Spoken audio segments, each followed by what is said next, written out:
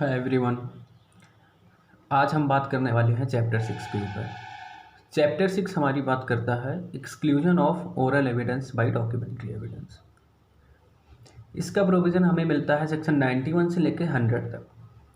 आज जो हम बात करेंगे इस वीडियो में केवल और केवल सेक्शन 91 की बात करेंगे।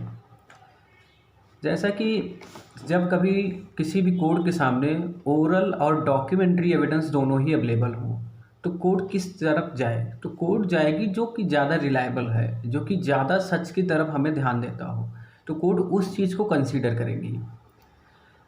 जो ये प्रोविज़न हमारे यहाँ दिया हुआ है कि जो exclusion of oral evidence bye documentary evidence, ये इसलिए दिया गया है कि बेस्ड है किस पर, एक बेस्ट एविडेंस रूल है, उस पर बेस्ड है। जो चीज़ें डॉक्यूमेंट्री फॉर्म में हैं उसको हमें डॉक्यूमेंट ही देना, उसको डॉक्यूमेंट से ही प्रूव करना, वो ज़्यादा चीज़ बेस्ट एविडेंस माना जाता है। ऐसा एविडेंस एक्ट में कहीं भी नहीं बताया गया है कि जो डॉक्यूमेंट्री एविडेंस होगा वो किसी भी ओरल एविडेंस पे क्या करेगा, वो प्रिवेल करेगा। एक लीगल मैक्सिम है, whatever is in writing must be proved by the writing. क्या कहने का मतलब है, जो चीज़ें लिखित में हो उससे हम लिखित दस्तावेज से क्या करेंगे, साबित करेंगे, या उसको हम इन राइटिंग ही प्रूव करेंगे। अब बात करते हैं हम सेक्शन 91 की। तो सेक्शन 91 में तीन चीज़ों की बात है, contract, grants and other some disposition. Section 91 कहता है कि when the terms of a contract, grants और सम अदर डिस्पोजिशन, इन सारी चीज़ों, तीन चीज़ों की बात है। कौन कौन सी? कॉन्ट्रैक्ट की है, ग्रांट्स की है और अदर डिस्पोजिशन। जब कभी इनके टर्म्स की बात आएंगी जो कि डॉक्यूमेंट्री फॉर्म में रिड्यूस्ड है या फिर लॉ के द्वारा ये रिक्वायर्ड है कि उनको हम इन डॉक्यूमेंट फॉर्म में रिड्यूस करें या उनको डॉक्यूमेंट्री फॉर्म में लेकर आएँ, तब वहाँ हम केवल और केवल या तो प्राइमरी एविडेंस देंगे या फिर हम सेकेंडरी एविडेंस देंगे, और हम कोई भी एविडेंस नहीं दे सकते, मतलब ओरल एविडेंस हम इन चीज़ों का नहीं देंगे। तो सेक्शन 91 में दो बातें आएंगी हमारे सामने। एक वो चीज़ जो कि वॉलंटरी हम पहले से डॉक्यूमेंट्री फॉर्म में रख देते हैं उस कॉन्ट्रैक्ट, ग्रांट और अदर डिस्पोजिशन को। दूसरी चीज़ क्या है, जब वो लॉ के द्वारा रिक्वायर्ड है कि हम उसको क्या करें, उस सारी चीज़ों को क्या करें, रिटन फॉर्म में लेकर आए।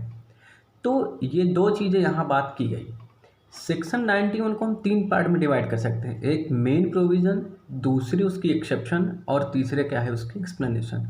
तो जो मेन प्रोविज़न की क्या बात थी कि जब कॉन्ट्रैक्ट, ग्रांट और अदर डिस्पोजिशन है जो कि रिटन फॉर्म में है, तो हम उसको क्या प्रूव करेंगे, रिटन फॉर्म में ही प्रूव करेंगे, उसको राइटिंग में ही जो भी डॉक्यूमेंट्स होंगे उसको साबित करने के लिए हम प्रोड्यूस करेंगे। उसके लिए हम कोई ओरल एविडेंस नहीं दे सकते हैं। जो सेक्शन 91 का एप्लीकेशन है वो ओरल कॉन्ट्रैक्ट्स पर क्या है, एप्लीकेबल नहीं है। एक इलस्ट्रेशन देखते हैं इसी में कि ए ने बी को लीज दे दी, उसके बाद क्या होता है कि ए सूट फाइल करता है किसके लिए, अरियर्स ऑफ रेंट के लिए और रिजेक्टमेंट के लिए। उसके बाद कोर्ट में सूट, जब उनका सूट चल या सूट फाइल होता है, केस इनका चल रहा होता है, तो ए ने ये बोला होता है कि जो ये लीज थी हमारी मंथ टू मंथ थी। बी कहता है कि ये जो लीज थी हमारी ये ईयर टू ईयर थी।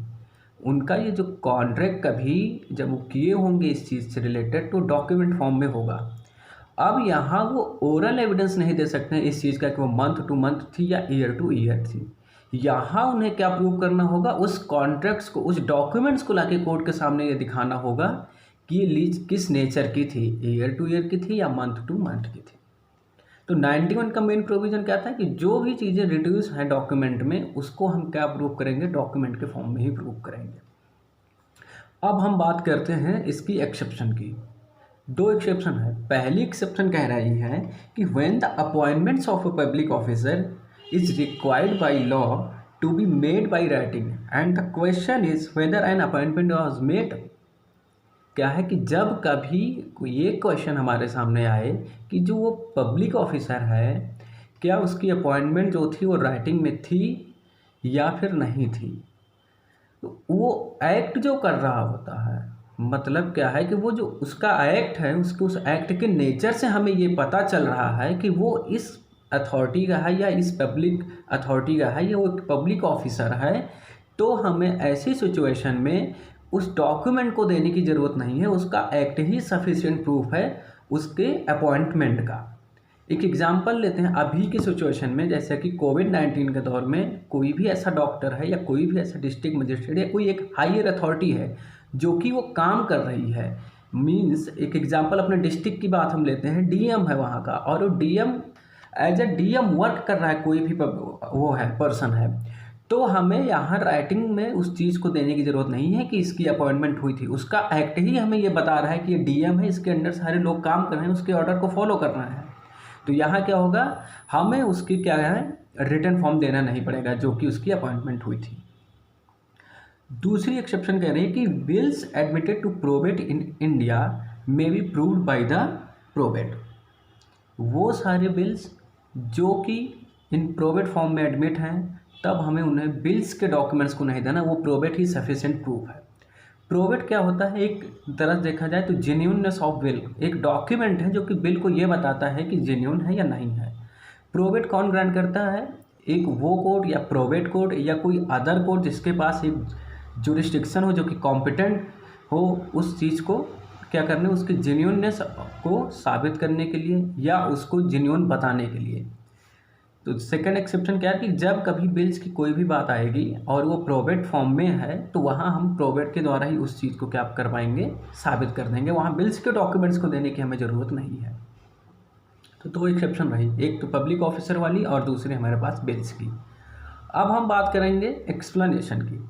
3 एक्सप्लेनेशन हमारे सामने आते हैं।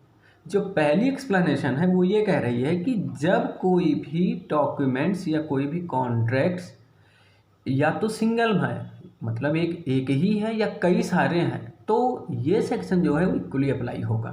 लेकिन अगर वो कॉन्ट्रैक्ट्स कई सारे लेटर्स में हैं या कई पार्ट्स में हैं, तो हमें उन सारे लेटर्स को प्रूव करना पड़ेगा वो जितने पार्ट्स में हैं। पहली एक्सप्लेनेशन क्या है कि जो सेक्शन 91 का एप्लीकेशन होगा वो चाहे एक कॉन्ट्रैक्ट हो या चाहे कई सारे कॉन्ट्रैक्ट हो, उस पर इक्वली अप्लाई होगा।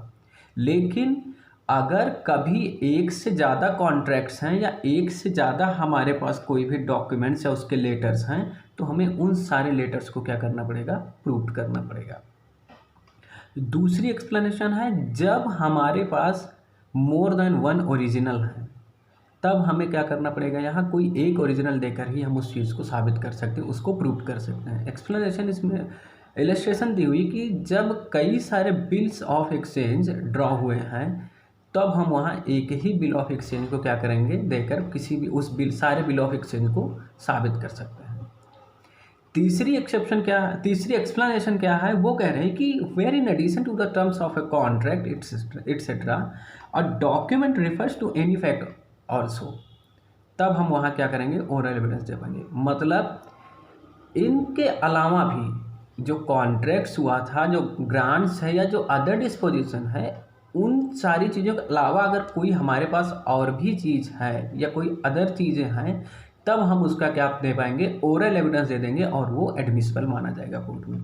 जैसे ए और बी का एक एग्रीमेंट है, या एग्रीमेंट नहीं, ए ने बी को एक रिसीट दे कि मेरे को इसने 500 रुपये दे दिए हैं, तो बी इस चीज़ को ओरल प्रूव कर सकता है, या जो ए ने वो रिसीट दी हुई है वो क्या हो जाएगी, सफिशिएंट मानी जाएगी। रीज़न क्या है कि ये जो कॉन्ट्रैक्ट्स के बाद के ट्रांजैक्शन हुआ है, तो ये कॉन्ट्रैक्ट में तो रिटर्न होगा नहीं या मेंशन नहीं होगा, इसलिए कि उसने मेरे को ये 500 रुपये दे दिए, वो एडमिट कर लिया, इस चीज़ का वो ओरल क्या कहता है, एविडेंस दे सकता है।